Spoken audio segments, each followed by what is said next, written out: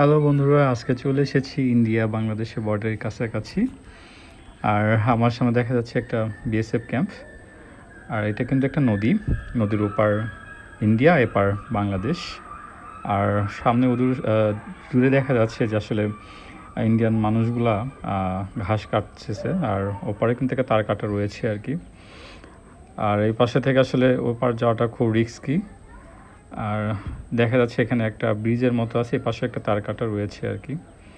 আর এই নদীটার কথাই বলছিলাম, এই নদীটা কিন্তু ইন্ডিয়া হয়ে বাংলাদেশের মধ্যে প্রবেশ করেছে আর কি। এখানে একটা ছোট একটা পিলার দেখা যাচ্ছে আর কি। আর ওর পাশে কিন্তু রয়েছে এই আরেকটা গেট, এই যে পাশে দেখা যাচ্ছে আরেকটা গেট। সাধারণত গেটগুলো বন্ধই থাকে আর কি। আর যখন ইন্ডিয়ান কোনো মানুষ তারা ধান চাষ করতে আসে তখনই মূলত এটা খুলে দেয় তারা। তো এই পাশেও কিন্তু পিলার রয়েছে আর কি।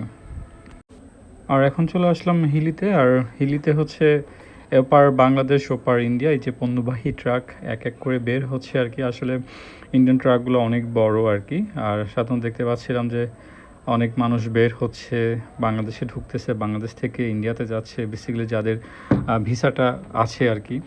সাধারণত এখানে ভিডিও করা বা ছবি তোলাটা একটু রিস্কি, তারপর আমি একটু তুলতেছিলাম আর কি, ভিডিও করছিলাম। আর এই পাশে রেল লাইন গেছে, এটা কিন্তু হিল স্টেশন সামনে। এই যে দেখতে পাচ্ছি যে আসলে পণ্যবাহী ট্রাক এক এক করে বের হচ্ছে আর কি। আসলে ট্রাকগুলো কিন্তু অনেক বড় আর কি। তো ট্রাকগুলো দেখছিলাম যে আসলে হাতে নাগালে ইন্ডিয়া। এখানে কিন্তু কিছু মানুষ পার হচ্ছে আর কি। আর পাশে সামনে কিন্তু লেখা আছে ওয়েলকাম টু ইন্ডিয়া হিলি। তো আসলে পাসপোর্টধারী ব্যতীত রেল লাইন অতিক্রম করা সম্পূর্ণ নিষিদ্ধ। আর এরপরে আমরা কিন্তু হিল স্টেশন একটু ঘুরে আসি।